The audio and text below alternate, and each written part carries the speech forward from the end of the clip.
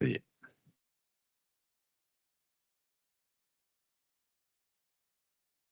Oui, du coup, il faut tout réaccepter. Ah, il faut que vous l'acceptiez.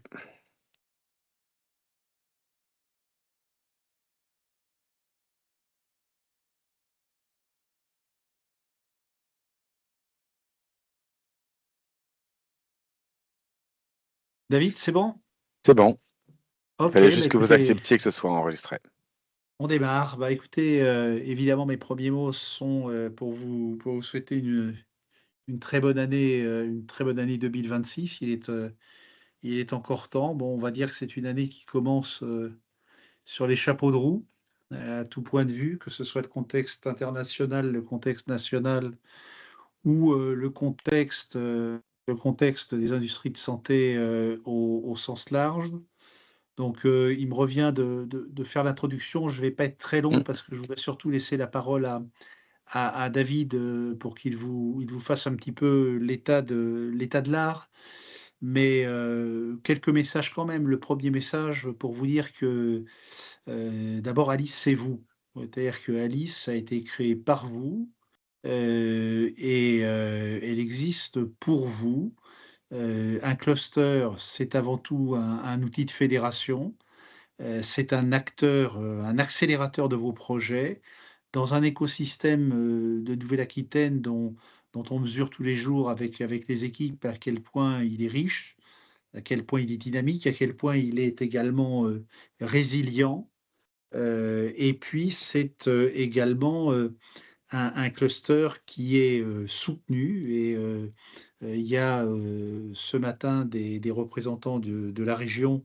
Et j'en profite pour remercier la région, Nouvelle-Aquitaine, pour avoir eu des responsabilités nationales. Je peux vous dire qu'il y a pas beaucoup de régions en France qui bénéficient d'un tel soutien, de la collectivité territoriale. Donc un mot particulier, un remerciement particulier. Donc premier message, ensemble, on est vraiment, plus fort. 2e message, la nouvelle équipe s'est installée il y a 1 an et demi, on va dire, et on a, essayé, de se fixer quelques objectifs, et ça nous permet un petit peu de jeter un coup d'œil rétro sur 2025. 1er objectif, c'était la transition. Je crois qu'on peut dire que la transition est réussie. Il y a, donc un nouveau président donc j'ai été élu, il y a de ça, 1 an et demi et avec une transition qui s'est passée en très bonne intelligence avec les équipes, précédentes. David nous a rejoints il y a un peu plus d'1 an, donc un nouveau DG et avec un grand souci qui était d'assurer la continuité, d'Alice et du travail qui avait été fait au moment du lancement et pendant les premières années d'existence. 2e élément, on s'est donné une feuille de route, on ne se l'est pas donnée tout seul, on l'a co-construite avec vous et on s'est aligné avec les ambitions, de la région pour pour élaborer une feuille de route que je qualifierais à la fois d'ambitieuse, mais aussi de réaliste. Le 3e élément de bilan, c'est qu'on a réalisé, mais ça David va le dire, je pense, mieux que je ne le dirai, une véritable montée en charge. On a organisé sur 2025, 58 événements, c'est-à-dire 75 d'activité de plus qu'en 2024. On a monté 6 groupes de travail opérationnels, thématiques ou transversaux. On a mis en place 2 clubs, un dédié à la qualité, DM qui préexistait, mais l'autre, au RH qui est nouveau. On a, organisé ce fameux Alice Weekly dont on vous reparlera. Donc une montée en charge, qu'on a essayé d'avoir la plus rapide possible. Heu, Dernier élément, on a aussi, été extrêmement attentif à, monter des partenariats et à travailler en complémentarité.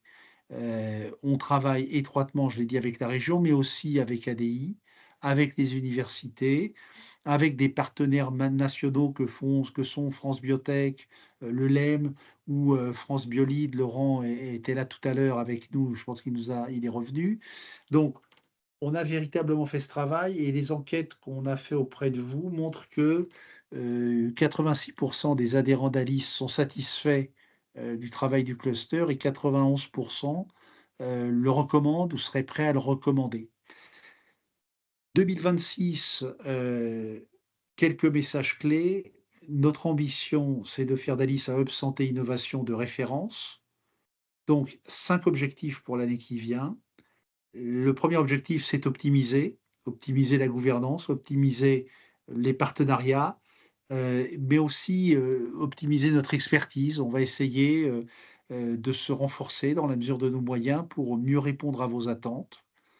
Deuxième élément, développer le parcours adhérent. On essaie d'accompagner, nos adhérents dès leur entrée, dans le cluster. Le développement de la marketplace, le développement du Bordeaux Care Lab. Troisième élément, structurer les filières, la biotech, les medtech, le numérique, là où toute notre région a un savoir-faire et où elle a une véritable excellence qui est reconnue au plan national. Quatrième élément, renforcer les collaborations, renforcer la dimension formation, l'attractivité de la région, renforcer nos actions avec les acteurs locaux et enfin promouvoir à l'échelle du territoire, mais aussi promouvoir à l'échelle du national et à l'échelle européenne avec tout ce travail sur lequel on reviendra que nous faisons autour de l'euro-région. Là aussi, un grand souci, la co-construction. C'est ce que nous essayons de faire avec vous, en partant de l'expression de vos besoins mesurés à partir d'une enquête. L'idée, c'est qu'Alicena soit véritablement votre opérateur. Donc, pour terminer, puisque j'avais promis à David de ne pas être trop long dans cette introduction, euh, des remerciements à la région, des remerciements à l'écosystème et à l'engagement de chacun, parce que je peux vous dire qu'un cluster comme Alice ne sera ce qu'il sera que parce que vous vous y engagerez, que parce que vous y apporterez votre contribution, votre savoir-faire, votre input, et puis aussi, on peut le dire, hein, vos exigences, voire vos critiques. Un énorme remerciement à l'équipe d'Alice, à son dévouement, à son engagement que je mesure quotidiennement. Donc, un appel à l'action pour vous, adhérer, participer, proposer. N'hésitez pas à nous contacter, David, Alice, Julien, Alexandra. Ceux qui les rejoindront sont à votre disposition. Donc, Alicena 2026, pour nous, en un mot, fédérer, accélérer, transformer, pour faire de la Nouvelle-Aquitaine un hub santé de référence. Je ne vais pas en dire beaucoup plus à ce stade parce que David va vous détailler nos ambitions dans une présentation en respectant le timing, parce que 13 heures, mon cher David, c'est l'heure où beaucoup de gens vont déjeuner. Je te cède la parole. Bah, écoute, merci infiniment Philippe. On pourrait presque s'arrêter là, mais il y a plein d'autres choses à dire, parce que c'est vraiment tout ce qu'on va présenter pendant ce webinaire que Philippe a présenté là, donc je suis très reconnaissant. Et moi, je tiens aussi à remercier Philippe, parce que c'est un super président. Et je dis pas ça seulement parce qu'il m'a recruté il y a effectivement un peu plus d'un an, mais on s'entend très bien et on a une vision, je pense, stratégique qui est commune, et en plus commune avec le conseil d'administration, comme on l'a dit, puisqu'il n'est pas tout seul. Et parce que Alice, donc c'est vous, évidemment, et c'est aussi un conseil d'administration et un bureau. Donc il y a toute une équipe qui est à votre service, et en particulier un bureau qui représente donc le conseil d'administration. Philippe donc est le président. J'imagine que vous connaissez certainement les membres du bureau, mais je peux vous les citer quand même. Arnaud Mascarel, qui est le PDG de Fine Art, le CEO de Fine Art. D'ailleurs, on le félicite pour sa très belle levée de fonds de 83 millions, d'ailleurs, qu'il a annoncé un peu partout, qui est notre vice-président. Nathalie Ozeri, qui est notre trésorière, et Louis Létinier, qui est notre trésorier adjoint. Donc, c'est vraiment les membres du bureau et qui vous représentent, donc, qui représentent le conseil d'administration. C'est évidemment, et Philippe l'a dit aussi, une équipe opérationnelle, parce que je ne suis pas tout seul, loin s'en faut. Je suis avec une équipe formidable qui est répartie sur tout le territoire. Donc, on a des bureaux à Bordeaux, mais on a aussi des bureaux à La Rochelle et des bureaux à Limoges. Donc, je voudrais juste que chacun des membres de l'équipe se présente en une phrase. Comme ça, vous allez pouvoir aussi avoir l'occasion de les connaître peut-être un peu mieux. Alexandra? Bonjour à tous, donc moi je suis Alexandra Faudet, je suis rentrée chez Alicena en tant qu'assistante de direction et depuis peu j'occupe désormais le poste de coordinatrice des administrations et des finances. J'ai en charge toute la pyramide cluster dans sa globalité au niveau gouvernance et fonctionnement, et la partie RH sociale et la partie finance au niveau de la gestion notamment des subventions de la région et de Bordeaux Métropole. Et depuis peu, je viens de prendre quelques missions sur tout ce qui est business développement et donc la gestion de vos adhésions. Voilà. Merci Alexandra. Anisia? Bonjour, je m'appelle Anicia, je suis arrivée en septembre 2025, je suis alternante Astana de direction. Je suis au campus du Lac à Bordeaux-Lac et je suis présente au cluster une semaine sur deux. Merci beaucoup Anicia. Alice? Bonjour à tous, donc moi c'est Alice Leroux. Je suis arrivée chez Alicena en avril 2024, non 3 pardon, mon Dieu. Je me suis loupée une année. Je suis la chargée d'affaires filière biotech pharma et je suis aussi responsable de l'animation du nord de la Nouvelle-Aquitaine puisque je suis basée dans le bureau de La Rochelle, donc je m'occupe de La Rochelle, Niort, Poitiers. Merci Alice. Julien? Et bonjour à toutes et tous. Alors moi, comme je me plais à le dire, je suis un peu le père Fouras de la structure, hein, puisque j'ai participé à sa construction bien avant qu'elle naisse. Et donc, au sein d'Alice, moi j'occupe la fonction de responsable communication marketing. Et je suis également référent pour l'animation du territoire Est Nouvelle-Aquitaine, puisque je suis basé à Limoges. Voilà, donc je suis le point de contact référent pour tous les acteurs de la santé du territoire, ici, autour de Limoges. Merci beaucoup Julien. Et comme vous l'avez vu, donc on a une équipe non seulement très sympa, mais en plus très dévouée et qui se répartit sur le territoire, donc qui peuvent être à votre service au plus près de vous. Je voudrais juste dire qu'on a des relais aussi un peu dans notre écosystème. Alors à Bordeaux, on peut avoir aussi un partenariat assez fort avec le pôle universitaire d'innovation, donc avec Sophie Hervé, qui est la chargée d'affaires filière santé, donc qui travaille aussi en étroite collaboration avec nous. Sur le territoire de Poitiers, on travaille aussi assez fortement avec la Technopole Néologie, et sur le territoire du Pays Basque, on travaille beaucoup avec la communauté d'agglo du Pays Basque, et donc ça peut être des relais aussi pour vous qui sont moins dans l'équipe opérationnelle, mais en tout cas qui peuvent être des portes d'entrée pour Alicena. Donc, je voulais vous en parler aussi parce que c'est pas, on ne travaille pas tout seul à Alicena en tout cas.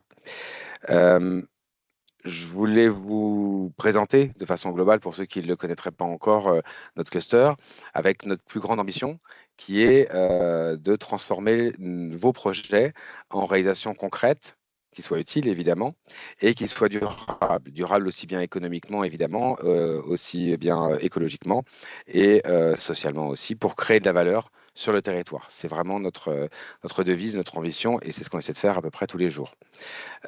Pour ça, nos missions, c'est vous accompagner, vous conseiller, c'est fédérer, comme disait Philippe, fédérer et structurer les filières et les chaînes de valeur, et valoriser et communiquer tout ce que vous pouvez faire. Et on verra tout à l'heure en particulier les succès de 2025, on va pouvoir communiquer un peu dessus. Notre rôle, il est très clair, c'est un rôle de catalyseur, comme Philippe l'a très bien dit tout à l'heure, on est le catalyseur de vos projets, de vos succès, de vos ambitions. Donc n'hésitez pas à nous solliciter. On est un tiers de confiance au sens où on prend parti pour personne, on veut juste que tout le monde gagne à la fin.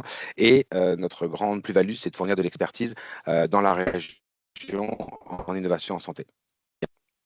Et pour ça, on travaille évidemment autour de valeurs qui nous semblent clés, et je pense que vous partagez, qui sont évidemment la coopération, un engagement fort des équipes, une grande intégrité et beaucoup d'audace pour réussir à donner du succès à vos projets.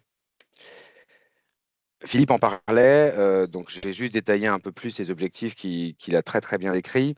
Donc cette feuille de route, comme Philippe l'a dit, on ne l'a pas faite tout seul, on l'a fait à la fois avec les objectifs globaux de la feuille de route régionale en santé, mais aussi en interviewant, en prenant vos besoins de tout l'écosystème, de tous les acteurs, que ce soit ADI, les entreprises institutionnelles ou les académiques aussi.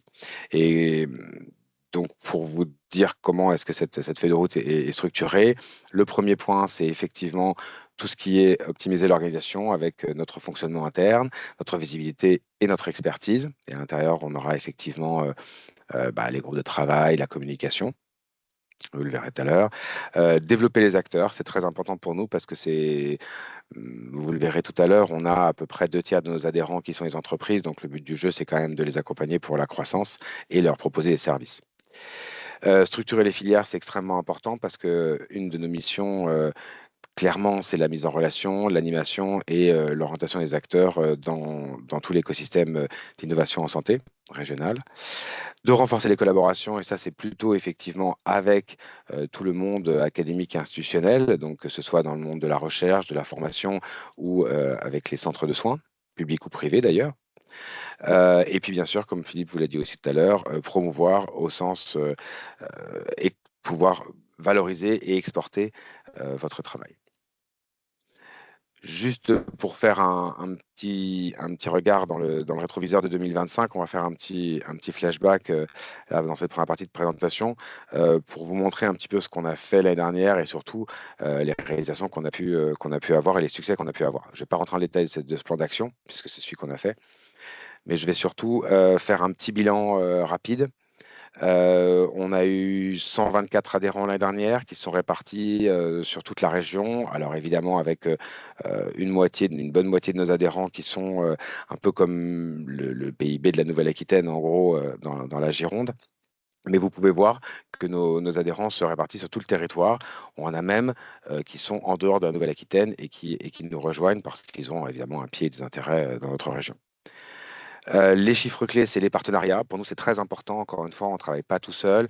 On travaille avec des structures, donc que ce soit au niveau national, avec l'Agence d'innovation en santé, le LEM, l'AFNOR pour tout ce qui est normalisation, certification, le RESA, très utile pour la commercialisation dans les centres de soins publics, France Biotech et France Biolite, bien sûr. Mais on ne néglige pas du tout les partenariats régionaux, évidemment. Alors, on en parlait, on a un lien très fort avec la région, bien évidemment. Avec l'ADI, on vient d'ailleurs de renouveler le partenariat avec ADI en 2025, en élargissant le spectre de nos coopérations, puisqu'il y a non seulement tout ce qu'on faisait historiquement, mais aujourd'hui, on va utiliser, on va dire, tous les services que propose ADI pour développer l'innovation en santé. Et avec les autres pôles et clusters de la région, avec le Gérontopôle et avec Alpha RLH, bien sûr. Et on est en train de préparer d'autres partenariats régionaux, en particulier avec le pôle Enter et le pôle Aquitaine Chimie Durable. On participe aussi en termes de partenariat à des consortiums. Donc, on est partenaire du PUI de Bordeaux, comme je vous le disais tout à l'heure, avec un lien très fort avec eux. On participe à l'Institut hospitalo-universitaire VBHI, Vascular Brain Health Institute, qui est aussi au CHU de Bordeaux. Et dans le réseau UroDM qui développe des dispositifs médicaux pour tout ce qui est chirurgie des reins. En termes d'écosystème, donc je vais passer vite parce que Philippe vous l'a présenté. Donc 6 groupes de travail mis en place en 2025, un club créé qui était le club RH et un club qui préexistait qui était le club qualité DM. On a créé aussi un club des partenaires, donc avec 2 partenaires à ce jour qui sont convertis mais à Kinov, on en reviendra un peu plus tard. Et puis en termes de communication et d'expertise, on a effectivement augmenté notre visibilité sur les réseaux et en particulier sur LinkedIn, qui est notre réseau principal de communication, avec une augmentation alors à peu près de 27% d'abonnés en 2025. On a créé une publication, comme disait Philippe, Alice Weekly, j'y reviendrai aussi tout à l'heure, avec 42 articles l'année dernière. Et on a aussi, pour l'écosystème, créé des fiches conseils. J'en reparlerai aussi. Et les premières fiches conseils qu'on a sorties, c'était au mois d'octobre, je crois, 2025. C'était sur l'accès précoce au marché pour les dispositifs médicaux. On va faire juste un petit focus sur les événements, parce que comme Philippe vous l'a dit, on a fait beaucoup d'événements en 2025. Et là, je vais laisser la parole à Alice pour vous donner quelques chiffres. Oui, merci. Vous m'entendez bien? J'ai changé de moyen de micro. Ok, c'est bon. Tac. Oui, du coup, sur les événements, donc comme disait Philippe, on a fait 58 événements cette année. Donc c'est effectivement plus 75% par rapport à l'année 2024. Parmi ces événements, on en a fait 42 en présentiel quand même, et dans 8 des 12 départements de la région, donc c'est quand même une représentativité de toute la région. On a 9 événements qui ont été faits hors région, mais qui étaient pour la plupart en partenariat avec Alicena. Et toi? Ah oui, voilà. Et donc là, ça c'est le détail des événements. Mais ça, je vous laisserai regarder à tête reposée. Tac. Voilà, merci. Donc ensuite, à l'ICENA, comme vous savez, on est le catalyseur de vos ambitions, donc des acteurs de l'écosystème. Pour ça, on a mené une stratégie qui a permis de développer des actions utiles et qui a abouti à des résultats concrets. Et encore une fois, le cluster, c'est vous. Donc, on s'est dit que c'était peut-être plus intéressant et plus pertinent d'avoir des retours d'expérience de la part des adhérents à qui je vais laisser la parole tout de suite pour exposer un petit peu les succès qu'ils ont pu avoir grâce aux mises en relation d'Alicena. Merci. Donc, le premier retour d'expérience, ça va être Vulgaroo et Dédalus sur le déploiement commercial et donc comment on a pu rapprocher l'innovation et l'industrie. Alors, Christophe Lelon de Vulgaroo s'excuse, il n'a pas pu être présent, mais il nous a fait une petite vidéo. Bonjour, je m'appelle Christophe Lelon, je suis le CEO et le cofondateur de Vulgaroo, la start-up qui démocratise l'information médicale. On a créé Vulgaroo parce qu'aujourd'hui encore, les patients reçoivent des documents médicaux qu'ils ne comprennent absolument pas. On a créé Vulgaroo aussi parce que les soignants ont très peu de temps pour expliquer les résultats des examens à leurs patients.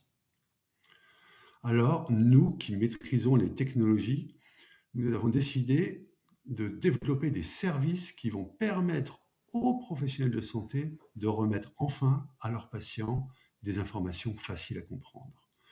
Donc on fait ça en mobilisant des IA génératives qu'on a entraînées avec des données qu'on a préparées d'abord avec des patients et des professionnels de santé pour être certains de la qualité, de la fidélité de l'information qu'on va donner aux patients.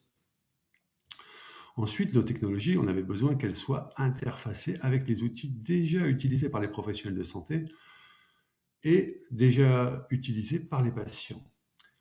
Et c'est là qu'Alicena nous a aidés. Alicena a organisé en 2024 les premières rencontres de l'innovation chez Dédalus, qui est l'éditeur de logiciels de santé numéro 1 en Europe pour les laboratoires.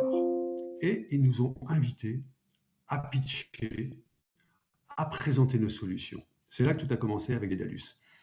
On a rencontré l'équipe dirigeante, on a eu envie de bosser ensemble et on s'y est mis. Depuis, on a signé un contrat de distribution qui va nous donner accès à un parc de plus de 4000 laboratoires en France. On a pu développer l'interfaçage technique de nos solutions et on a commencé à présenter nos solutions à leurs clients.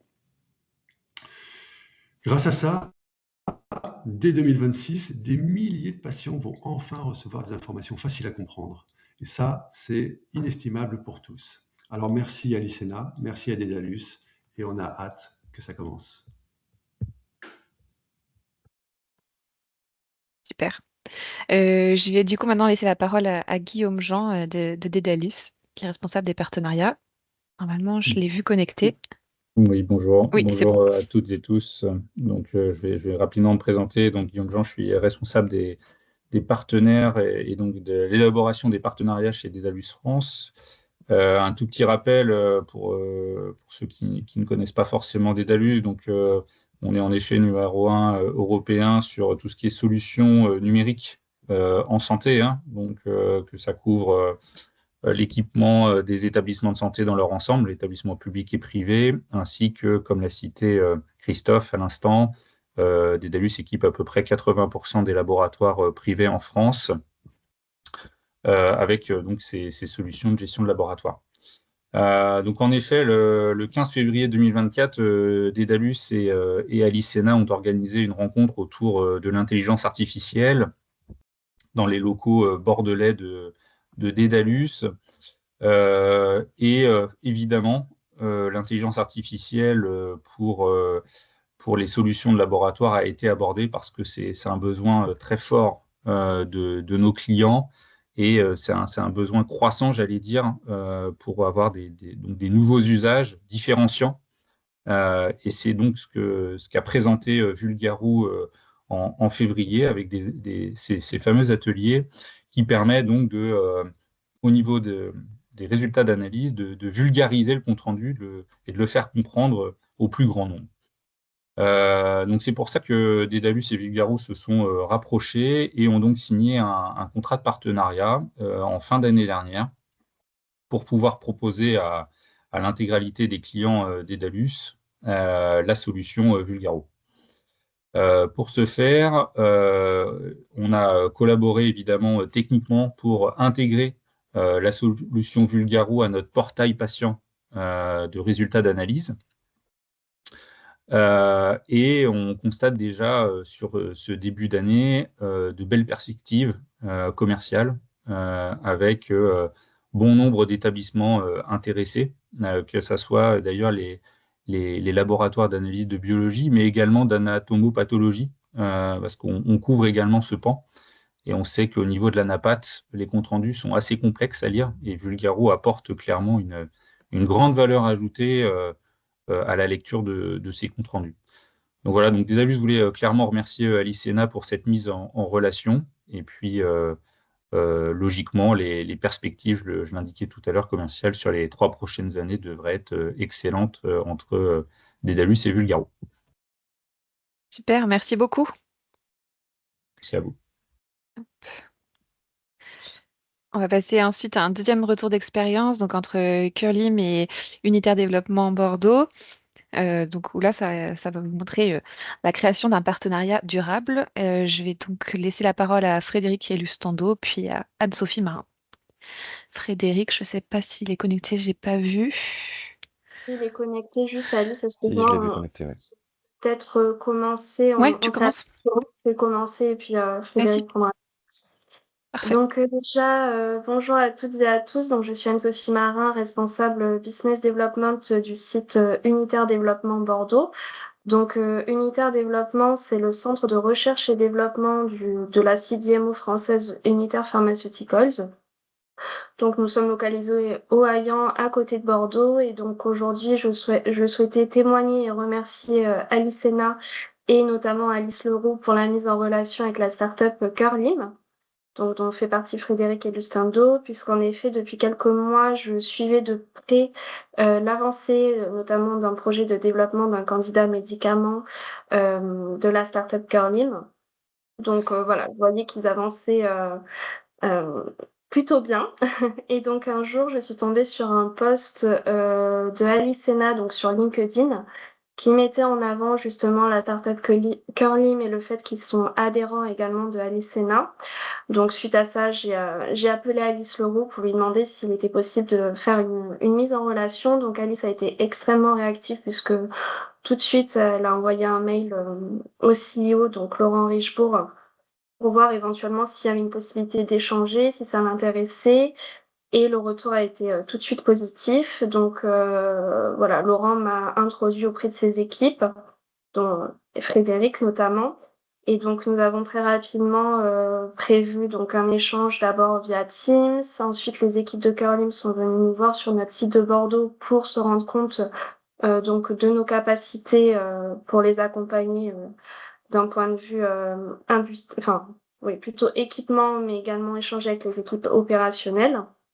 Et donc, il s'est avéré qu'on a vu qu'en effet, il y avait un beau potentiel de collaboration, autant sur la partie donc industrielle, autour de notre technologie Euroject, mais je laisserai Frédéric un petit peu argumenter autour de ça, et également les accompagner sur des optimisations de développement de leur formule. Donc voilà, merci beaucoup Alice et merci beaucoup Alice Sena.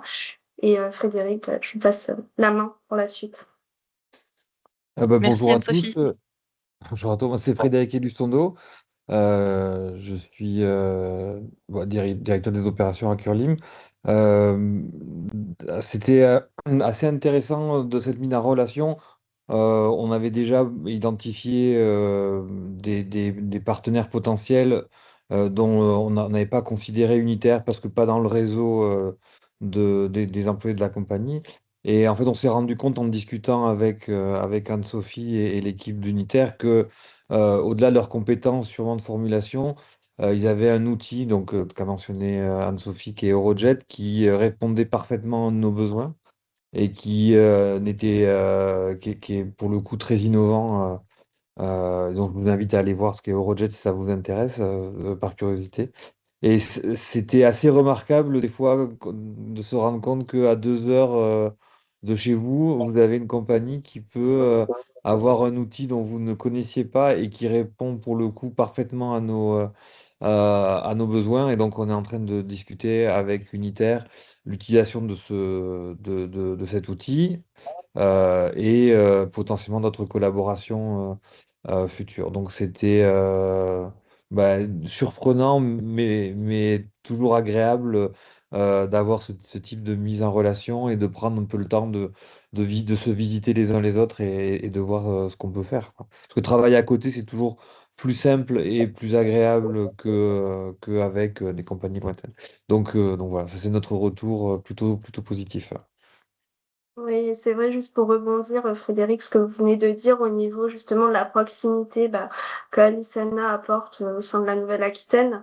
C'est sûr que même nous, sur le futur par rapport à la collaboration, on a déjà identifié voilà, des points où c'est relativement facile de venir se rencontrer pour communiquer en face à face, faire des points en face à face et avancer de manière plus sereine et pérenne. Et juste si je peux me permettre, Ah oui, vas-y. parce que c'est important quand même de le mentionner, c'est aussi une collaboration interterritoriale, puisque Curlim est basé à Limoges et qu'Unitaire est basé à Bordeaux. Donc ça, voilà, ça fonctionne bien. Les expertises sont vraiment réparties sur l'ensemble du territoire. Tout à fait. Parfait. Merci beaucoup à tous les deux. On va passer au dernier retour d'expérience, donc entre Research Pieces et le CBMN, où la mise en relation du coup a permis de favoriser l'accès aux projets collaboratifs européens. Et je vais laisser parler alors Lucie et Amandine. Je ne sais pas comment vous voulez vous organiser. Lucie, d'accord. Merci. Bonjour, donc moi je suis Lucie Kemtemorian, je suis directrice de recherche au CNRS et je travaille dans le laboratoire qui s'appelle CBMN à Bordeaux. Et il y a 2 ans, on a commencé à rédiger un projet européen avec des collaborateurs qui sont au Danemark, en Suède, en Allemagne et en Italie. On est 9 partenaires et ce projet avait pour but de recruter 15 étudiants en thèse qui allaient réaliser leur thèse dans 2 des laboratoires, dans 2 pays différents, et aussi qui allaient aussi pouvoir lier un peu la recherche académique fondamentale avec la recherche industrielle. Donc on a aussi cherché des partenaires industriels pour que nos étudiants puissent passer entre 3 semaines et 2 mois, 3 mois, ça dépend des entreprises, pour pouvoir voir comment se passe la recherche ou l'application en entreprise. Donc on était à la recherche de plusieurs entreprises, dont une en Aquitaine, puisqu'il y a un des étudiants qui sera. Il y a 4 étudiants seront en Aquitaine, mais un particulièrement le plus longtemps. Donc celui-là, on a voulu trouver une entreprise en Aquitaine qui pouvait accueillir cet étudiant-là et qui avait aussi un profil lié à ce que nous, on cherchait. Donc nous, on travaille sur des maladies, entre autres, sur les protéines qui sont impliquées dans des maladies neurodégénératives. Et donc, en fait, on voulait une entreprise qui soit proche de ce qu'on fait, pour que l'étudiant ne soit pas complètement perdu. Et donc, à ce moment-là, on avait une ingénieure transfert qui était au CBMN, qui s'est mis en relation avec Alice, et elles ont cherché toutes les 2, et Alice nous a proposé plusieurs entreprises, dont Research Piece, et donc c'est comme ça qu'on a pu créer cette collaboration. Donc maintenant, je laisse la place à Amandine. Bonjour à toutes et à tous. Alors, premièrement, je suis ravie d'intervenir aujourd'hui pour témoigner parce que c'est vrai que voilà, le cluster Alicena permet vraiment ce rapprochement au sein d'unités qui sont présentes sur le territoire. Alors, nous, premièrement, notre volonté était vraiment d'aller collaborer avec l'académie et puis vraiment souhaiter participer à des consortia européens. Donc, moi, je me présente, je suis docteur Amandine Rouge, je suis la fondatrice et présidente de Research Pieces. Research Pieces, c'est une start-up de biotech, deep tech, qui est localisée sur le campus de Poitiers. L'Université de Poitiers, et qui a pour vocation d'accélérer la découverte de futures molécules thérapeutiques contre les maladies neurologiques. Donc, toute la sphère neurologie, ça comprend bien sûr les maladies neurodégénératives, les maladies type Alzheimer, Parkinson, Charcot pour les plus connues, mais également toute la sphère oncologie, le glioblastome, les maladies infectieuses et maladies rares. Et donc, la première fois que j'ai rencontré, j'ai discuté avec Alice, la première fois qu'il m'a mentionné effectivement cette recherche de partenaires, la thématique collait parfaitement, parce que les maladies neurodégénératives, c'est complètement notre cœur d'activité. Et puis aussi, ce côté également lipidique dans ce type de maladie. Donc, ça a été vraiment un plaisir de pouvoir être partenaire associé dans un projet qui était porté par le CNRS.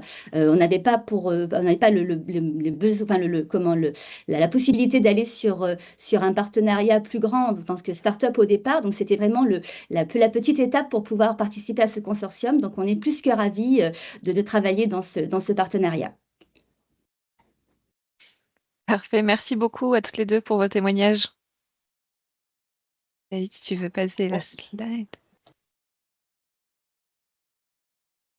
Voilà, donc vous avez pu voir avec ces interventions voilà, 3 exemples concrets de succès grâce aux mises en relation qui ont été faites via le réseau et donc aux collaborations entre les membres.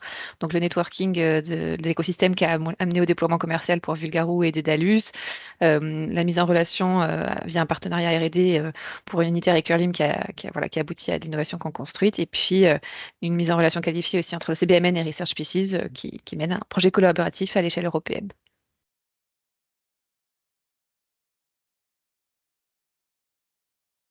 Très bien, donc c'est à moi de prendre la suite. Donc après, ces retours d'expérience là que vous venez d'entendre, on a voulu prendre un petit peu de hauteur. Et donc fin 2025, on a donc lancé une enquête de satisfaction auprès de l'ensemble de nos adhérents entre octobre et décembre.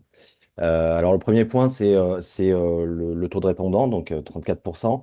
À l'échelle d'un réseau comme le nôtre, c'est plutôt un bon niveau de mobilisation qui révèle qui montre que vous avez envie de vous exprimer et qu'on vous écoute, surtout. Donc les résultats globaux sont très clairs. Le président Philippe Lamoureux l'a rappelé. On a donc 86% de taux de satisfaction, on a 91% de taux de recommandation et 86% qui considèrent que leur adhésion est utile. Alors dit autrement, c'est que le cluster est perçu comme utile, légitime et recommandable. Et ça, pour nous, c'est un vrai marqueur de confiance, mais aussi une responsabilité. Je vais passer à la slide suivante. Alors, quand on regarde maintenant ce que l'adhésion vous apporte concrètement, on a un message qui ressort très nettement. C'est la mise en réseau et les partenariats qui arrivent largement en tête, avec 73%. C'est véritablement le cœur battant du cluster, hein. C'est connecter les bons acteurs au bon moment, sur les bons sujets. Derrière, on retrouve la valorisation et la mise en lumière des projets, des structures pour 43%, la veille sectorielle à 41%, qui est essentielle dans un écosystème comme le nôtre qui évolue si vite. Les formations, les ateliers, les événements thématiques qui sont cités par 27% d'entre vous. Ça, c'est un levier important qui appelle à clairement être aussi poursuivi, renforcé, étoffé. Et puis, on a enfin 2 pourcentages un peu plus bas, mais non moins structurants, 11% pour l'accompagnement et 11% pour la recherche de financement. Alors, ces deux données, elles ne traduisent pas véritablement un manque d'intérêt, mais c'est plutôt des attentes très ciblées, souvent sur des moments clés de maturité de vos projets. Et donc, justement, alors quand on vous demande ce que vous attendez pour 2026, la cohérence est assez frappante, hein. Vos priorités sont très claires. 63% d'entre vous attendent encore plus de networking et de collaboration, 49% des ateliers, des événements thématiques, des formations pour monter en compétences, 44% un accompagnement à l'innovation au projet, 42% pour plus de visibilité d'action de communication et 40% pour un accès facilité au financement. Autrement dit, vous nous dites continuez ce que vous faites, mais allez plus loin, plus fort et encore plus structuré. Et c'est exactement ce qu'on va vous présenter juste après à travers nos ambitions pour 2026, nos nouveaux services et les grands jalons de cette nouvelle année. Alors, je voudrais juste conclure en disant que cette enquête, évidemment, c'est pas une photo figée, c'est plutôt une boussole. Du coup, la feuille de route, le plan d'action que vous allez découvrir est directement aligné avec ce que vous venez d'exprimer, enfin, ce que vous avez exprimé en fin d'année dernière. Et donc, pour ça, David, je te cède la parole.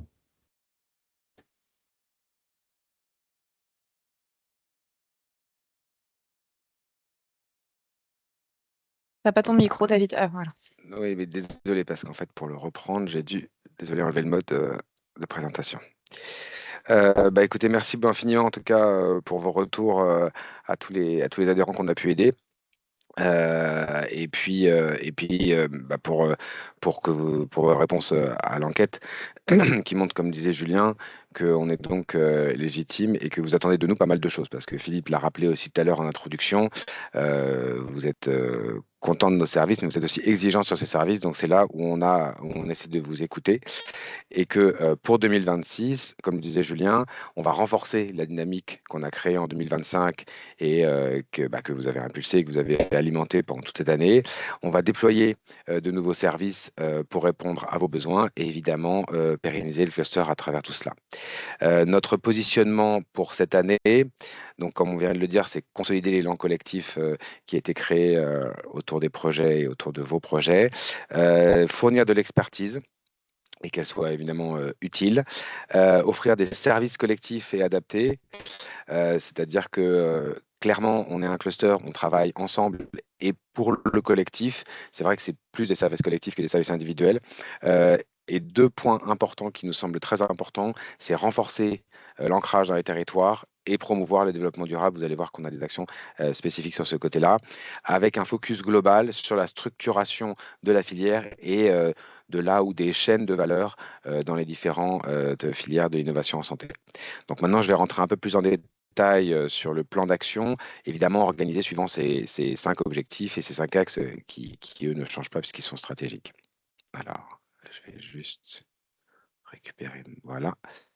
Donc dans le premier axe, comme je vous l'avais dit, ça va être déjà de l'expertise qu'on va développer. Alors, on vous a parlé des Alice Weekly, c'est effectivement des articles de veille qu'on sort une fois par semaine, tous les samedis matins à 9h sur LinkedIn et que vous retrouverez évidemment en archive sur notre site internet.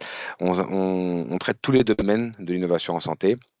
Donc que ce soit medtech, biotech, financement, industrialisation, santé numérique bien évidemment, que ce soit au niveau français, académique, industriel ou au niveau européen. On a, comme je vous l'ai montré tout à l'heure, développé des fiches conseils et va essayer de développer même des fiches experts, c'est-à-dire pour certains membres qui demandent vraiment des conseils dans certains domaines très précis, on va développer ça et on compte en particulier sur notre réseau, c'est-à-dire sur vous, sur nos partenaires ou sur nos membres, pour développer ces outils d'expertise. En particulier, on est en train de travailler sur des fiches experts avec la société qui s'appelle Oriana, qui travaille sur donc la biostatistique et sur tout ce qui est patients, on va dire, patients numériques, enfin les bras synthétiques dans les études cliniques. On va travailler aussi avec la région pour faire des fiches conseils sur l'export en particulier. Je vais vous en parler un peu plus tout à l'heure. Comme je vous le disais, on va vraiment s'appuyer sur notre réseau qui est composé évidemment des membres, de vous et de nos partenaires. Et on va aussi recruter au sein d'Alice des profils plus experts et pas des profils généralistes pour accompagner cette montée en compétences d'expertise. Ce qui pourra donner lieu d'ailleurs à donc la rédaction d'études. Là, on est en train de travailler sur un benchmark pour la plateforme biotechnologie en région Nouvelle-Aquitaine. Et j'aimerais bien qu'on puisse sortir un panorama health tech, donc plutôt sur le versant économique en Nouvelle-Aquitaine. Ça, on le ferait, je pense, en partenariat avec un prestataire ou un partenaire. Pour la partie communication, on va continuer à renforcer notre community management sur les réseaux sociaux et en particulier sur LinkedIn, bien évidemment. Mais on va aussi développer un peu plus la vidéo que vous pourrez retrouver sur YouTube, en particulier des webinaires comme ceux d'aujourd'hui seront revisionnables. On pourra faire un replay plus facilement que c'est le cas aujourd'hui. De façon à mettre en lumière nos adhérents et de mettre en lumière leur succès, on a créé une nouvelle rubrique qui s'appelle Alice Success, qu'on a commencé à alimenter en fin d'année dernière et qu'on va continuer à alimenter. Encore une fois, si vous avez des messages à faire passer, avec grand plaisir pour nous les transmettre et qu'on puisse les valoriser et les communiquer.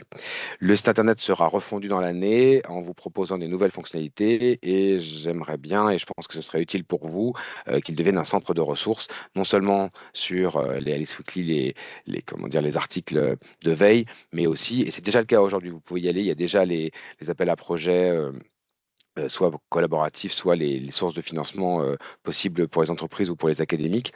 Mais j'aimerais bien que ça puisse être aussi un centre de ressources plus large avec les fiches conseils dont on parlait tout à l'heure, bref, plein de ressources utiles pour votre développement. Pareil pour la newsletter, on va l'améliorer. Donc aujourd'hui, elle est principalement axée sur les événements, mais on va en faire un outil véritablement dans lequel vous allez trouver non seulement de la veille, la liste des appels à projets qui seront là. Et puis, comme le disait Philippe en introduction, on va faire aussi un focus assez important cette année sur les formations disponibles parce que la montée en compétences, c'est aussi un besoin qui a été exprimé par nos membres.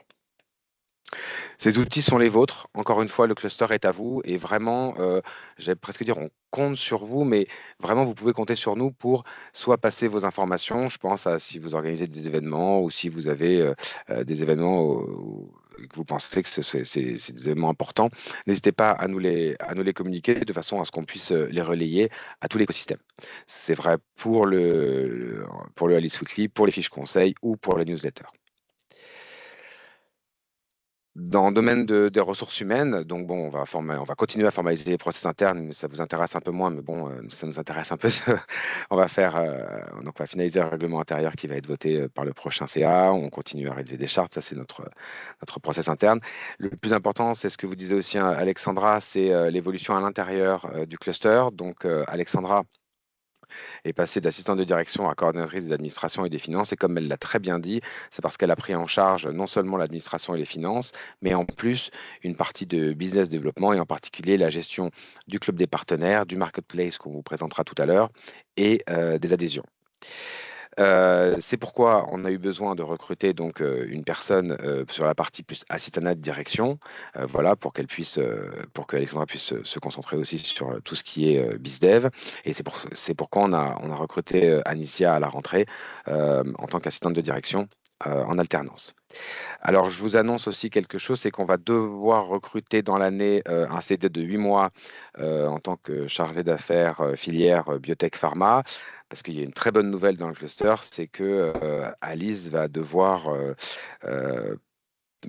poser un congé maternité parce qu'elle attend un très heureux événement, donc on est très content pour elle, et ça veut dire aussi qu'il va falloir qu'on renforce notre équipe sur ce domaine-là.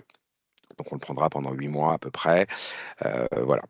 Donc félicitations encore une fois à Alice.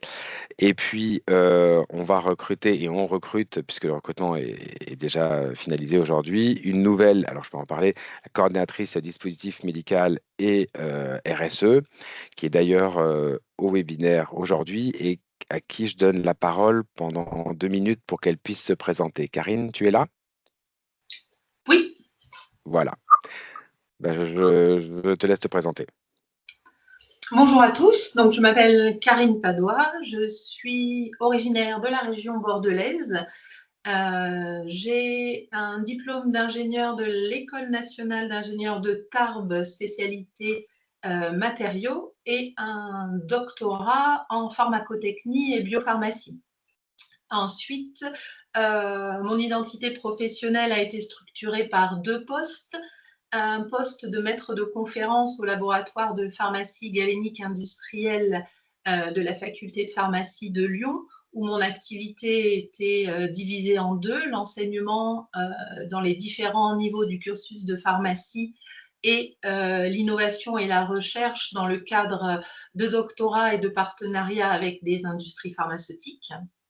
Et depuis 14 ans, je travaille pour une société qui œuvre dans la prévention du risque chimique et qui, à ce titre, conçoit et fabrique des dispositifs médicaux.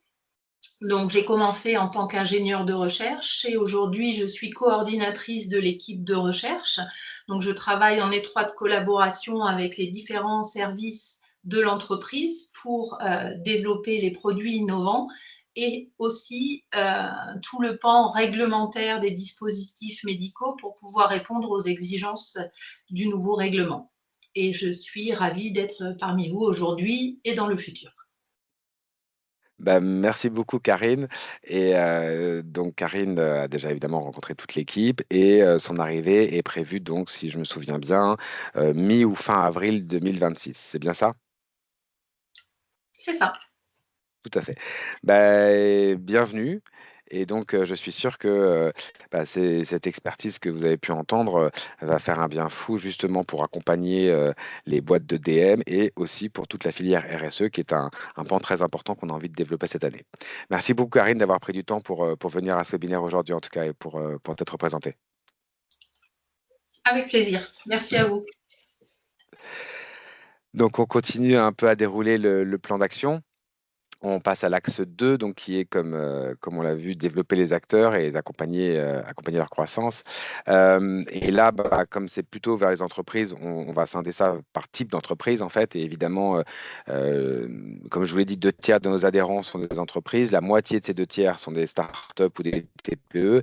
Donc, on a effectivement un certain nombre d'actions en fait, en sachant qu'on travaille start-up avec des partenaires. Typiquement, les programmes d'accompagnement qu'on a aujourd'hui sont faits en collaboration. Donc, c'est Bordeaux Carlab. On en est à la 3e promotion. S'il y a des startups parmi vous qui aimeraient postuler, l'appel est encore ouvert jusqu'au 22 février pour entrer dans la 3e promotion. Donc, c'est un programme d'accompagnement de startup à Bordeaux donc, qui est organisé avec la Technopole Unitech, le CHU de Bordeaux et donc nous, pour développer les startups en santé. J'aimerais bien, et je pense que ça pourrait être intéressant de développer des programmes similaires dans la région, dans d'autres métropoles. Alors évidemment, j'ai Poitiers, Limoges pour les CHU, mais on peut penser à plein d'autres endroits qui pourraient être en collaboration avec un incubateur, une technopole et un centre hospitalier. Et nous, bien sûr, donc j'ai mis le Pays Basque, mais il peut y en avoir plein d'autres, hein, évidemment, dans la région. Et ça, ce serait vraiment intéressant, je pense, de pouvoir développer ce genre de programme un peu partout dans la région. Au-delà du programme d'accompagnement stricto sensu, on a aussi, donc Alicena participe à des revues de projets santé, évidemment, pour accompagner les acteurs plus généralistes que sont les technopoles, par exemple. On travaille donc avec à peu près toutes les technopoles aujourd'hui qui ont des projets santé, bien évidemment. Et donc, pour vous donner une petite idée, on est allé faire une revue de projet à Néologie, donc la technopole de Poitiers, c'était au mois de fin novembre, et on en organise bientôt avec d'autres technopoles de la région. Donc ça, c'est vraiment l'idée importante du cluster, c'est d'apporter cette expertise, cette verticale santé à tous les acteurs qui font l'innovation dans la région. Alors bien sûr, on travaille aussi déjà avec les tiers-lieux d'expérimentation, les TLE, qui eux sont bien évidemment dans la santé puisque c'est la santé numérique, et les 2 tiers-lieux de la région, on travaille avec eux, avec Station e-Santé, donc qui est basé à Bordeaux, et dont un partenaire est aussi le centre hospitalier de Bayonne, de la Côte Basque, et GSN, qui est Génération Santé Numérique, qui est basé à Poitiers, et qui travaille avec le CH de La Rochelle. Et on travaille aussi plus qu'en bonne intelligence, en très bonne coopération, puisqu'on a des actions en commun, et on revoit les projets en commun aussi. Pour l'accès au financement, on est en train de réfléchir si, et ça peut être intéressant aussi, mais il faut voir, là on est en train de travailler avec une série de financeurs et puis des experts pour voir si un label ou une préévaluation par ALICE, donc on avait émis l'hypothèse que ça pouvait être HPI comme le haut potentiel d'innovation donné par ALICE, pouvait faciliter certains accès à des financements dilutifs ou non dilutifs, et je pense à des prêts bancaires par exemple. Et ça, on est en train de travailler sur cette côté-là, puisqu'on a vu tout à l'heure que l'accès au financement, c'est aussi un point clé qui est demandé par les adhérents. Bien sûr, on continue la veille sur tout ce qui est AAP et accès au financement public. Donc ça, c'est quelque chose qu'on continue et pour aiguiller et orienter le bon candidat sur le bon appel. On essaie de développer donc le matching avec les experts, donc qu'on peut appeler mentorat, mais ce n'est pas forcément des programmes qui sont complètement aujourd'hui formalisés. En tout cas, on s'associe avec d'autres programmes régionaux qui accompagnent des startups pour soit sourcer des mentors, et je pense par exemple au programme Spark au sein du pôle universitaire d'innovation de Bordeaux, ou avec d'autres technopoles qui cherchent à trouver des experts pour accompagner leur start-up. Et ça, on travaille évidemment avec eux. Encore une fois, on travaille tous ensemble.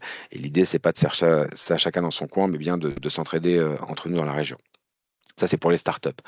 Pour les entreprises plus matures, donc les PME, les ETI ou les grands groupes, l'idée, c'est d'avoir des actions plus ciblées sur elles. Donc là, typiquement, j'ai mis le numérique parce qu'on est déjà en train de discuter avec certaines boîtes importantes. Donc, avec Dédalus, on va faire un point bientôt justement pour mettre ensemble et faire alors c'est pas une feuille de route, mais en tout cas préparer quelques actions très précises sur ce domaine-là. Et dans le numérique aussi, avec Aucantis, qui est à Limoges, et Numifrance, on pourrait faire aussi une action plutôt, là pour le coup, orientée cybersécurité. Pour ces entreprises-là, c'est un peu ce qu'on a fait jusqu'à présent, c'est aller sourcer des partenaires, que ce soit pour la recherche, pour le développement, pour la RSE, encore une fois, parce que ça, c'est une action qu'on aimerait bien pouvoir lancer aussi, et bien sûr, tous les process d'industrialisation et de commercialisation qui sont très importants pour ces entreprises-là. Donc, c'est ce qu'on va essayer de faire. Et en plus de tout ça, on développe des services. Et là, je vais laisser la main à Alexandra, puisque dans ses nouvelles fonctions, elle va gérer ces nouveaux services. Alexandra ? Oui, effectivement, merci David. Donc, sur ces nouveaux services, on a essayé de réfléchir principalement à vos besoins, puisqu'on est là pour vous. On a identifié la possibilité de faire des ateliers d'accompagnement, donc ce qu'on va appeler un peu la toolbox d'Alice.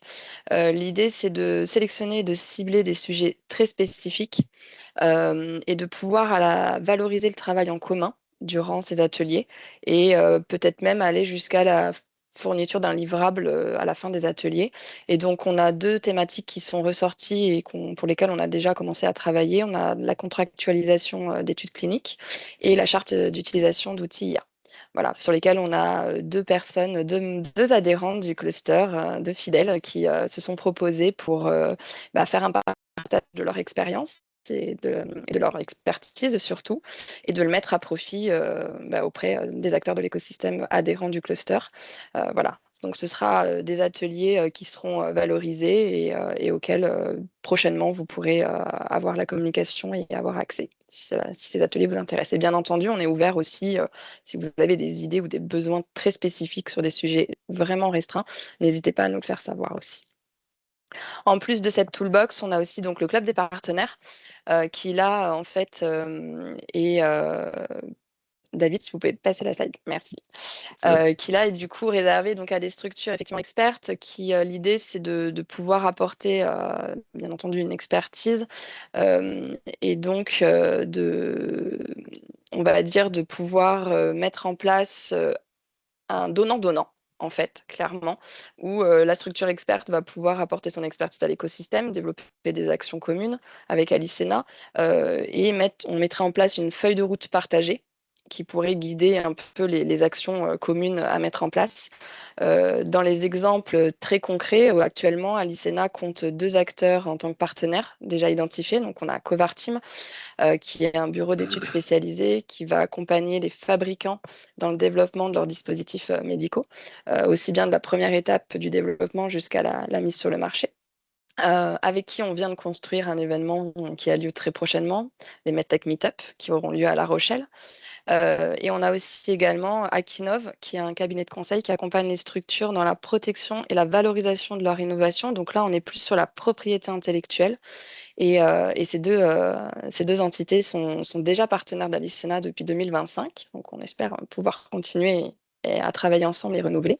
Et depuis peu, on est en train de signer un partenariat avec le DMH, qui est en fait un hub d'innovation hospitalière, donc un tiers-lieu d'expérimentation dans les centres hospitaliers. C'est un tiers-lieu qui a trouvé son modèle économique et qui pourra, on pense, clairement apporter des retours d'expérience en restant complémentaires au tiers-lieu existant, bien entendu, et aux partenaires existants. Voilà. Ils ont une expérience qui est plutôt très intéressante au niveau des centres hospitaliers, des expérimentations menées dans les centres hospitaliers. Donc, on est très, très content de pouvoir les accueillir au sein du club des partenaires. De la même façon, si dans les structures qui sont présentes aujourd'hui au webinaire, aussi bien dans les adhérents ou non adhérents encore du cluster, le club des partenaires est ouvert à tout le monde, à tous ceux qui peuvent effectivement prétendre à apporter des solutions expertes voilà, au cœur de l'écosystème. Merci beaucoup, Alexandra. Et donc, encore une fois, juste pour conclure sur ces points de vue-là, c'est que vraiment, encore une fois, ça vient de vos besoins. L'idée, c'est qu'on s'est rendu compte qu'il y avait des besoins et qu'on essaye d'y répondre à chaque fois. Et là, c'est pareil pour les filières, donc le 3e pilier de la feuille de route, qui est la structuration des filières. Donc, comme vous allez voir, on a effectivement les 3 grandes filières de l'innovation en santé qui sont biotech pharma, en gros le médicament, que ce soit de la molécule ou du biomédicament. Et là, l'idée, c'est d'accompagner la filière bioproduction toujours avec des partenaires, donc France Biolite, qui est l'association française et nationale autour de la bioproduction, autour aussi d'un sujet qui tient à cœur à la région, et je pense que c'est une région qui est faite pour ça, la Nouvelle-Aquitaine, c'est de développer le biosourcé, et ça, on fait ça en particulier avec le pôle Aquitaine Chimie Durable, qui est un pôle donc, comme on l'indique, de chimie, et qui aujourd'hui travaille aussi un peu en biotech. Donc, comme je vous le disais tout à l'heure, dès qu'on se chevauche sur des sujets avec d'autres structures régionales, au lieu d'être en concurrence, on est en parfaite harmonie et on travaille ensemble, en fait, main dans la main. Et pareil, pour la pharma, évidemment, et les industries de santé plus largement, on travaille avec le LEM, qui est un partenaire, et on représente au nom du LEM les industries pharma et une partie des industries de santé donc, dans le collectif régional de France Industrie. Et ça peut être intéressant aussi évidemment pour les ETI industriels ou les plus grosses entreprises qui souhaiteraient avoir des relais en termes d'affaires publiques dans la région. Et ça nous intéresse aussi beaucoup parce que, surtout, comme Philippe l'a évoqué, le contexte actuel demande effectivement d'avoir des relais au plus près des acteurs de région. En MedTech, comme on vous l'a présenté tout à l'heure, on recrute une coordinatrice de filière, donc avec un profil expert, et on continue à fédérer les acteurs de la région, puisque comme vous le savez, c'est pas tout à fait comme dans le domaine du numérique qu'on verra tout à l'heure, il n'y a pas de cluster ou d'association qui réunit les acteurs MedTech localement. Donc vraiment, nous, c'est une de nos actions principales de fédérer les acteurs du territoire.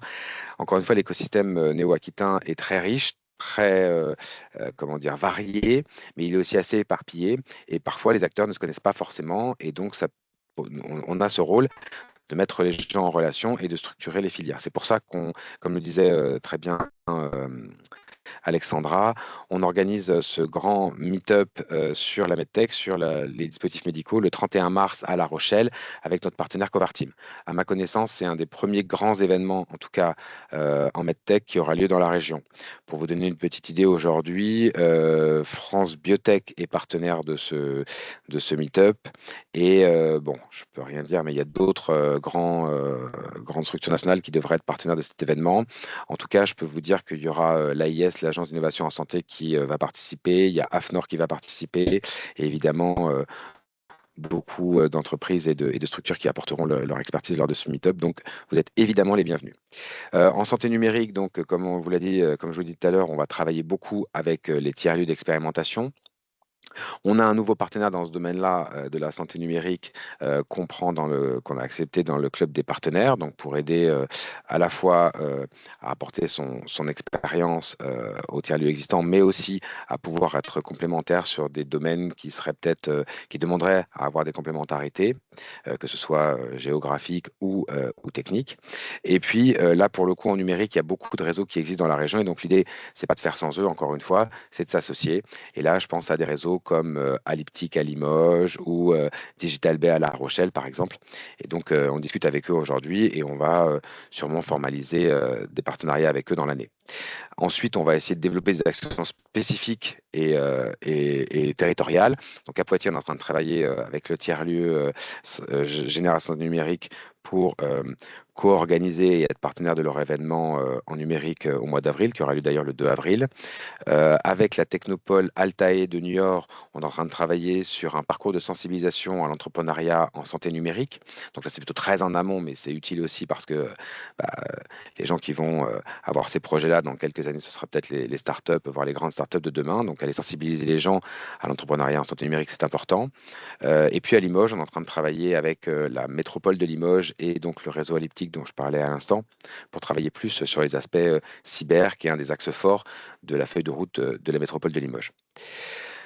À ces filières traditionnelles qu'on avait jusqu'à présent, on en ajoute deux autres. La RSE, responsabilité sociale et environnementale, en essayant, comme je vous le dis depuis le début de ma présentation, d'impulser des actions RSE, que ce soit chez les grands groupes ou chez les plus petites boîtes. Et c'est vrai qu'on voit que non seulement il y a je vais presque dire une obligation, mais il y a surtout une volonté des entreprises de pouvoir développer ces actions-là. Et c'est pourquoi on va opérer, en tout cas au début, une partie du programme Loop Santé, évidemment en parfaite coordination et coopération avec ADINA. Et donc pour nous, c'est un élément très important de cette feuille de route parce que on souhaite développer de plus en plus cette partie RSE au sein des entreprises de santé en particulier. Et donc ce programme Loop Santé, on va le coopérer ou l'opérer en commun avec ADINA, voire à la fin de l'année, ADINA pourrait effectivement nous le céder pour que ce soit Alicena l'opérateur complet de Loop Santé. Et puis ensuite, il y a toute la partie en RSE, toute la partie numérique responsable, mais dans la filière de santé. Et l'année dernière, on avait annoncé, et on continue cette année, on avait annoncé avec le Gérontopole et le Pôle Enter qu'on allait aider au développement du numérique responsable dans la filière santé. L'autre filière sur laquelle on va commencer à travailler, c'est la filière One Health, une santé, comme vous le savez. La feuille de route régionale est aussi basée sur cette notion qui lie la santé environnementale, la santé animale et la santé humaine. Et donc, on prépare avec la région un événement à l'échelle régionale qui aura lieu en septembre 2026. Donc, pour l'instant, je n'ai pas vraiment de date, mais on est en train de travailler sur cet événement-là. Voilà pour les filières. Pour structurer ces filières, nous avons des outils qui sont aujourd'hui les groupes de travail. Donc, on vous en a parlé, on en a lancé 6 en 2025 qui ont plutôt bien fonctionné. Évidemment, il y a des choses qui ont fonctionné, des choses qui ont un peu moins bien fonctionné. Donc, on va en 2026 renouveler leur fonctionnement pour essayer de les optimiser. Donc, ce qui a très bien marché, c'est l'esprit de communauté qui s'est créé entre les membres de ces groupes de travail. Donc, tout ce qui est échange d'informations et de pratiques, des coopérations, bref, cet esprit vraiment de groupe, presque de club, qui a pu se faire entre les membres. Donc, ça, évidemment, on le conserve. Là où ça n'a pas très, très bien fonctionné, c'était sur les livrables, qui étaient peut-être un peu ambitieux. Et puis, il faut être clair aussi que tout le monde n'a pas forcément beaucoup de temps pour travailler entre les réunions. Donc l'idée, c'est de moins demander forcément de livrables qui soient en dehors du travail de chacun. Et donc l'idée maintenant, c'est de travailler sur des actions qui, entre guillemets, doivent être faites. Et en l'occurrence, les actions d'Alicena. Et c'est pour ça que votre rapport est très important. Et donc, ce sera plutôt cet aspect de laboratoire d'idées pour confronter les événements, les accompagnements, les outils, les contenus qu'on souhaite développer et les passer donc à l'expertise de ces groupes de travail. Évidemment, ça marche dans les deux sens, c'est-à-dire non seulement nous, on aura des idées puisqu'il y a déjà des événements qui sont prévus ou des contenus qu'on prévoit de produire, mais il y a évidemment dans l'autre sens le groupe de travail qui peut et qui doit presque proposer à Alicena donc toute une série d'événements, d'accompagnements ou de contenus dans leurs domaines respectifs. Pour ce faire, on va donc espacer légèrement les réunions. Donc, juste pour ceux qui n'étaient pas au courant, on avait une réunion de groupe de travail par mois et par groupe de travail. On va en faire une fois tous les 2 mois. Ça semble beaucoup plus raisonnable puisque c'est vrai que ça demandait quand même une disponibilité très importante. Et que là, on va donc espacer légèrement ces réunions. Et en termes de thématiques, on conserve les groupes de travail sur les filières d'innovation en santé que sont biotech pharma, medtech et IA en santé. Et on va conserver que 2 filières transversales qui seront la formation et l'attractivité, qui vont être dans le même package, et la RSE, qui a vraiment très très bien marché l'an dernier. Pour continuer cette structuration et cette mise en réseau, on a aussi des clubs, comme on vous en a parlé, donc un club KITDM qui existait avant 2025, qui réunit les responsables qualité ou réglementaires des entreprises de dispositifs médicaux, et voire aussi des cabinets de consultants. Et là, c'est vraiment cette logique de club, c'est-à-dire un échange d'expériences entre les membres et des résolutions de problèmes avec une confiance mutuelle qui est très importante. Et c'est ça qu'on essaie de créer, c'est vraiment du lien entre tous, de la coopération et du travail collectif.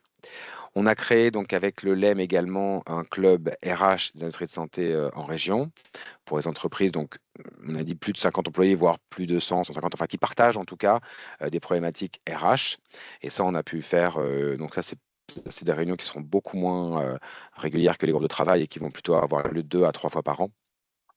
On va le continuer donc en 2026. Et on est ouvert à créer d'autres clubs. Donc là, c'est vraiment, et là je m'adresse vraiment à tous ceux qui seraient intéressés, s'il y a des domaines qui vous intéressent et qu'on voit que ça crée une dynamique au sein du réseau, au sein de l'écosystème, pourquoi pas en créer un? Alors, pourquoi pas en finance ou dans des thématiques médico-scientifiques comme le bien vieillir, comme l'oncologie, la santé mentale, la cardiologie, ou d'autres. On est très ouvert. Donc, encore une fois, Alicena, c'est vous, le cluster, c'est vous qui le constituez, et on est là pour travailler pour vous. Donc, n'hésitez pas à nous proposer des thèmes de clubs qui pourraient être intéressants à développer au sein du réseau. Pour le 4e axe, donc, qui est renforcer les collaborations, on va continuer à travailler évidemment étroitement avec les centres de soins. On va avoir des actions ciblées. En particulier, on va lancer un atelier régional sur la RIV, la radiothérapie internalisée vectorisée, qui réunira donc les acteurs du GCS Nova, du groupement de coopération sanitaire Nova, c'est-à-dire les 3 CHU de la région, Poitiers, Limoges et Bordeaux, l'Institut Bergonié, puisque c'est un traitement en oncologie, et l'ARS de la Nouvelle-Aquitaine. Et l'objectif de cet atelier, donc, comparé à, vous avez vu des clubs, des groupes de travail, cet atelier, ça a une durée de vie limitée et un objectif opérationnel clair. L'objectif opérationnel, c'est favoriser l'accès à l'innovation RIV, au traitement RIV, qui est un traitement innovant, pour toute la population régionale, et quel que soit l'endroit de la région où il habite. Parce que c'est quelque chose qui se fait en médecine nucléaire, qui demande donc des infrastructures compliquées.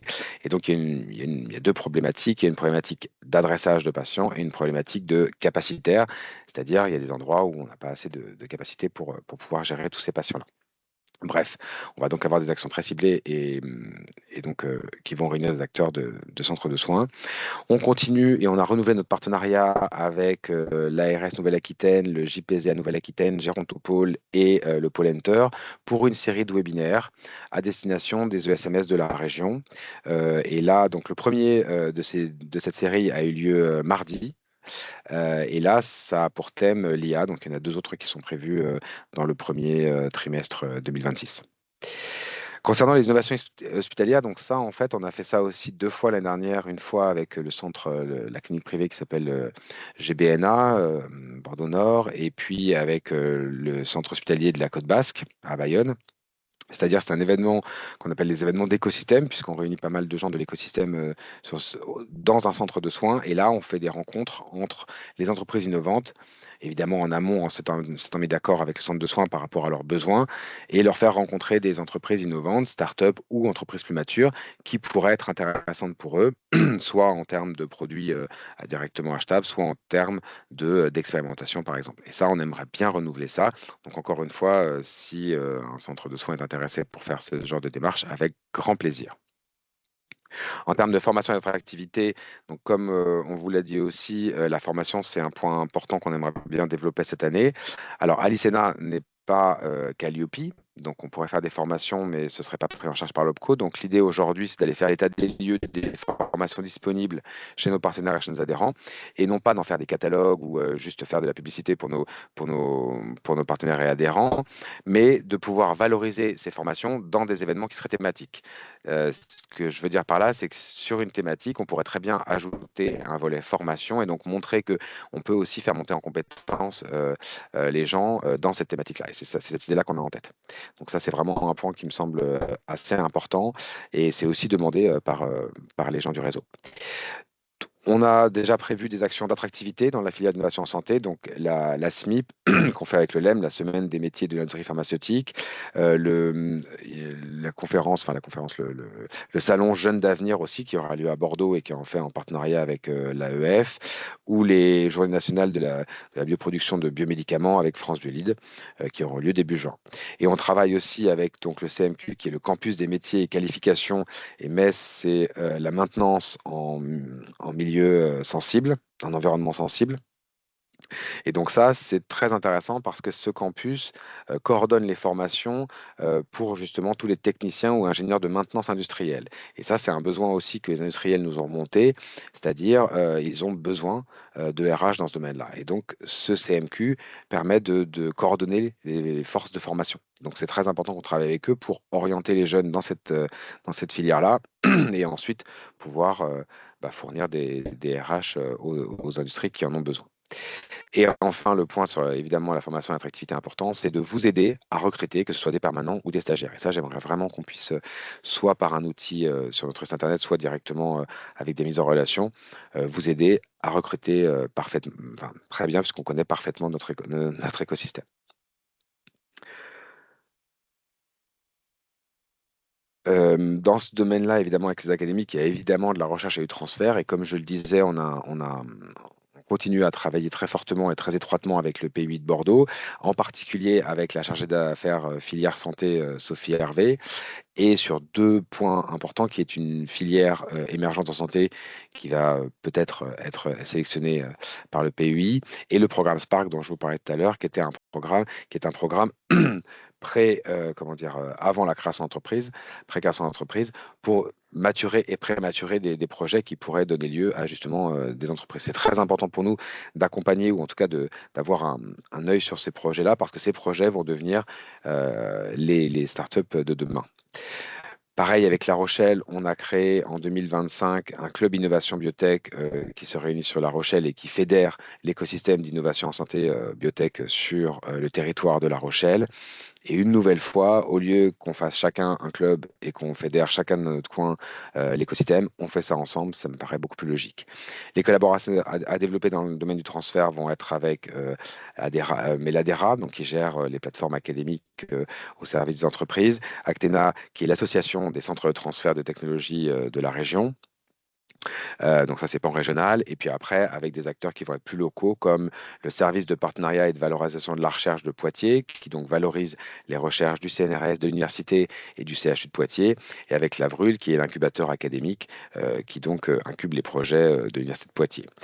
Et comme vous avez entendu, on a beaucoup de choses plutôt dans le nord de l'Aquitaine et dans le Pays Basque, mais c'est vrai qu'on a moins de choses dans le sud-est de l'Aquitaine et dans la Nouvelle-Aquitaine, et que ce serait vraiment intéressant de pouvoir développer des... Donc on a déjà eu des relations avec eux, mais aujourd'hui j'aimerais bien pouvoir formaliser, on va dire, notre ancrage dans le sud-est avec l'Université de Pau et des Pays d'Adore. Et ça va avec, évidemment, et c'est pour ça que j'en parle maintenant, avec un développement territorial, comme je vous le disais en introduction. L'ancrage dans les territoires, c'est aussi un axe important de 2026 pour nous. Donc, de développer des actions dans les territoires, soit sous forme de petits déjeuners qu'on appelle café à lit, soit en forme d'afterwork, et évidemment, autour d'événements thématiques qui peuvent être faits avec nos partenaires et évidemment les acteurs locaux.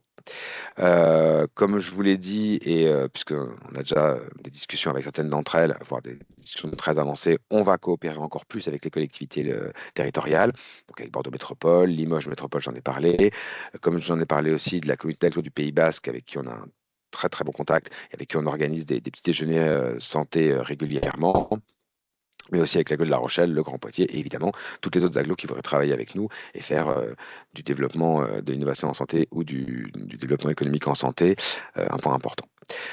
L'idée, c'est aussi d'aller associer d'autres établissements de santé de la région. Il y a un peu plus, à ma connaissance, il y a un peu plus de 800 établissements de santé, je crois que c'est 850 établissements de santé publics et privés sur le territoire de la Nouvelle-Aquitaine. Donc l'idée, c'est effectivement de pouvoir travailler avec eux, les fédérer et leur permettre d'avoir accès soit à l'innovation, soit aussi à ce qu'ils puissent devenir des terrains d'expérimentation pour des innovateurs. Et ça, que ce soit des groupes hospitaliers, des groupements hospitaliers de territoire, des cliniques ou des établissements privés. Enfin, le dernier axe de ce plan d'action, c'est l'international. Et là, on s'est concentré plutôt effectivement sur l'Europe et en particulier sur le domaine transfrontalier, c'est-à-dire l'Euro-région qui a 3 régions à l'intérieur, la Nouvelle-Aquitaine, le Pays Basque espagnol, Euskadi, et le Navarra. Et donc, on organise la 10e rencontre Biopharma avec ces 2 régions le 17 et 18 mars prochain à Bilbao. Vous êtes aussi évidemment invités, d'autant qu'il y a un prix qui sera remis. Donc, ça, c'est ouvert aux boîtes de MedTech et aux boîtes de Biotech Pharma. Donc, il y a un prix qui sera remis là-bas. Le concours est encore ouvert pendant 3 jours, donc n'hésitez pas à envoyer votre dossier, à les regarder, on pourra vous lire. Et on travaille donc en collaboration avec le cluster de santé basque et celui de Navarre, évidemment. Il y a aussi une possibilité pour un autre type de financement qui est l'appel à projet innovation de l'Euro-région qui est lancé annuellement, et ça peut être aussi intéressant. Alors évidemment, comme dans tous ces types de financements européens, il faut un partenaire en Navarre, un partenaire en Euskadi et un partenaire en Nouvelle-Aquitaine. Un point assez précis, c'est de développer nos coopérations avec l'Allemagne, puisqu'on s'est rapproché du centre d'affaires franco-allemand, le CAFA, et donc il facilite nos liens avec les entreprises et tous les clusters allemands. Donc avec grand plaisir si vous avez des envies de vous exporter en Allemagne. Pour ce qui est de la mission économique, on va travailler donc pour accompagner le mouvement sur la région avec la CCI transfrontalière, et on va travailler avec Business France pour diffuser leurs ressources au niveau régional. Alors ça, la région le fait déjà pas mal avec le programme 360 Export, et c'est là-dessus que je voulais un peu insister. Ils ont un programme qui réunit à la fois la Nouvelle-Aquitaine, la région, Business France, BPI et tous les acteurs que vous voyez sur la slide pour proposer des solutions à l'export pour les entreprises. Et donc là, il y a l'adresse si vous voulez aller voir, et on sera un plaisir de faire le relais entre la région et vous. Donc merci infiniment. Comme l'a dit Philippe, notre mission, c'est de fédérer, d'accélérer et de transformer les projets de nos adhérents. Donc, Alicena, ça catalyse vos ambitions et on peut construire cette feuille de route ensemble. Là, je vous ai montré un certain nombre d'actions, mais évidemment, et comme on vous le répète depuis le début, ces actions, on les co-construit avec vous et surtout, on les construit suivant vos besoins. Donc, n'hésitez pas à revenir vers nous pour nous demander soit des actions, soit d'exprimer vos besoins et on sera très heureux de pouvoir trouver des actions pour y répondre. Pour finir cette présentation d'aujourd'hui, l'idée c'était de vous montrer un peu notre offre de service de façon structurée. Et donc, comme on vous l'a répété, Alicena, ça permet de mettre en relation de façon qualifiée, d'accompagner vos projets, de vous former à travers des ateliers ou des formations, de vous mettre en visibilité et de communiquer autour de vos succès, de faciliter l'accès au financement et aussi, et ça peut être intéressant aussi, de vous proposer des tarifs préférentiels, aussi bien sur les événements avec lesquels on est partenaire, puisqu'on a des tarifs sur ces événements-là, évidemment. Donc pour nos adhérents, on a des tarifs particuliers et on a créé aussi la marketplace. Et là, je vais laisser donc Alexandra présenter la marketplace. Merci. Donc oui, comme on vous l'a dit, on est à votre écoute. On l'a été particulièrement aussi via l'enquête de satisfaction, mais on a écouté un petit peu tout ce qui a été dit par vous en 2025. On a des besoins qui ont émergé, notamment des besoins un peu plus généraux, pas forcément liés à l'innovation en santé, des besoins tels que des hôtels, des prestataires de services type communication, imprimerie, voilà. Donc on a réfléchi avec l'équipe et on s'est dit pourquoi pas vu qu'on a tous ces besoins qui émergent, pourquoi ne pas créer la marketplace Alice? Donc, pour le moment, elle sera sous forme d'un catalogue PDF interactif qui va être envoyé prochainement à l'ensemble de tous nos adhérents. Tous les services qui sont dans cette marketplace seront réservés aux membres du cluster à jour de leur cotisation. Je tiens bien à le préciser. L'idée de ce catalogue, c'est de pouvoir vous offrir, de pouvoir vous simplifier votre quotidien, de vous faire accéder à des prestataires de qualité qui auront été éprouvés, validés par le cluster en amont et surtout qui vont être locaux puisque l'idée c'est de pouvoir trouver des références dans toute la Nouvelle-Aquitaine pour pouvoir vous offrir de ces services à proximité. David, si vous pouvez passer à la slide suivante. Merci. Donc, les thématiques qui sont ressorties de vos besoins, ça a été principalement effectivement l'hôtellerie, l'hébergement professionnel. Pour l'instant, vous retrouverez 2 acteurs qui, en plus, je crois, sont présents lors de ce webinaire. Donc, je les remercie tous ces acteurs que vous voyez apparaître sur la slide. C'est les premiers, c'est ceux qui ont fait le pari de se lancer avec nous.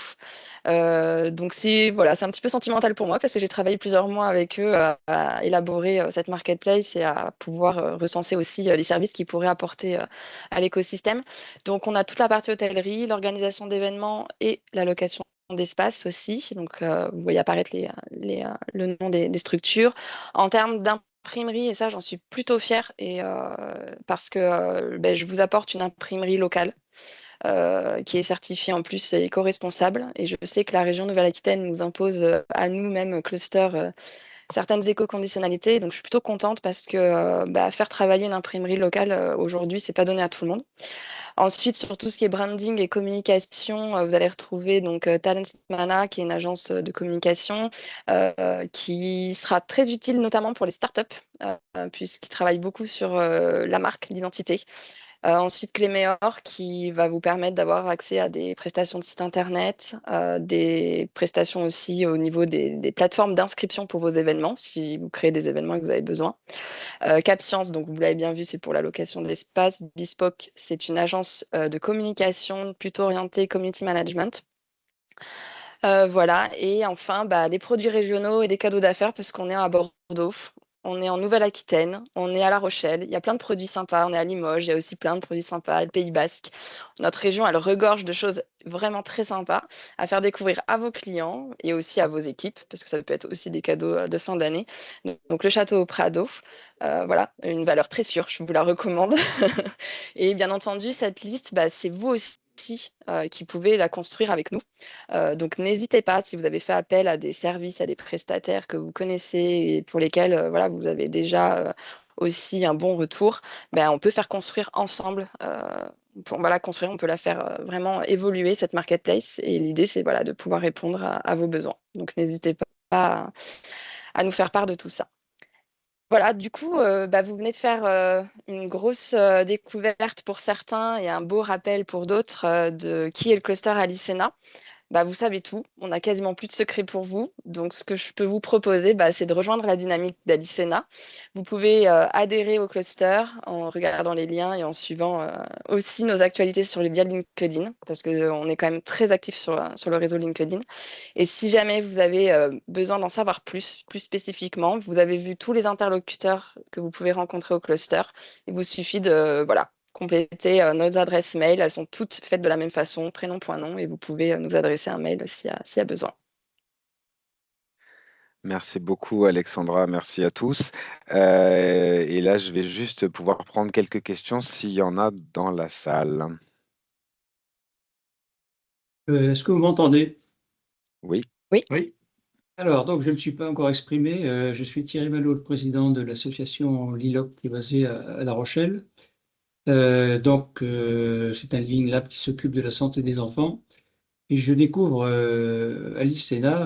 Moi, je n'avais pas mesuré la diversité, l'ampleur et la dynamique de l'entreprise, j'ai envie de dire. Donc, je me rends compte que nous avons peut-être des objectifs communs et que pour l'instant, on n'a peut-être pas encore suffisamment travaillé ensemble. Donc, je vais quand même regarder tout ça et voir les passerelles de communication qu'il y a, parce qu'il y a des thématiques qui me paraissent semblables. Donc, on va réfléchir avec le bureau et voir ce qu'on peut faire. Et il y a un événement, effectivement, qu'on est en train d'organiser, je pense qu'il faudrait peut-être trouver le portier, c'est tout simplement la semaine prochaine, à l'hôtel Mercure, Endotrouble, qui va parler des perturbateurs endocriniens destinés aux acteurs économiques. Et je pense que cet événement a une portée assez intéressante. Donc voilà, bravo pour tout le monde, pour le travail qui est fait. Et donc moi, je vais quand même être attentif à tout ça. Merci. Merci Thierry. Merci beaucoup. Et effectivement, on se connaît un petit peu quand même parce qu'on s'est vu un petit peu. Et il s'avère que je représente Alicena dans le conseil d'administration de l'ILOC. Donc, on connaît bien l'ILOC et on connaît bien Endotrouble. Et effectivement, alors, pas relayé de façon aussi importante que d'autres, mais non seulement on aide sur LinkedIn à essayer de pousser cet événement. Et je vous avez eu des très beaux relais de com d'ailleurs pour cet événement. Donc, j'espère que ça prend bien en tout cas. Oui, on a sur les 150, on a pratiquement 120 participants, donc c'est plutôt bien engagé. Voilà. Super. Et avec plaisir, évidemment, pour travailler avec vous à l'avenir sur d'autres points que cet événement. Oui, ok. Et oui, Serge Piscis sera présente à l'événement d'ailleurs. On a été informés de l'événement et on est ravis d'y participer. Super. Merci beaucoup, Amandine. Super. Est-ce qu'on a encore un peu le temps pour, allez, une ou deux questions? Je ne sais pas si vous avez des questions.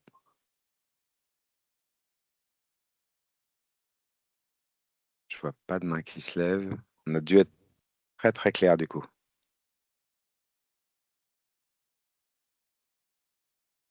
Bon, Philippe, je te laisse conclure du coup. Oui, dans un timing quasi helvétique, David. Je vous félicite, je félicite toute l'équipe. Donc on va pas prolonger au-delà cette session puisque on a tous beaucoup de choses à faire et beaucoup d'activités. Mais merci d'avoir été avec nous, merci d'avoir participé, merci d'avoir écouté attentivement. À nouveau, une très bonne année à tous. Un petit mot spécial pour David, parce que vous avez vu l'énorme boulot qui a été fait en relativement peu de temps, et je crois que le collectif lui doit beaucoup. Donc, un petit mot de remerciement spécifique et personnel pour lui. Et effectivement, il l'a dit tout à l'heure, mais on est une terre de rugby. Le président et le directeur général, c'est la charnière au rugby, c'est le 9 et le 10. Donc, il faut que ça fonctionne. Et ça fonctionne très bien. Donc, c'est une sécurité supplémentaire pour Alice.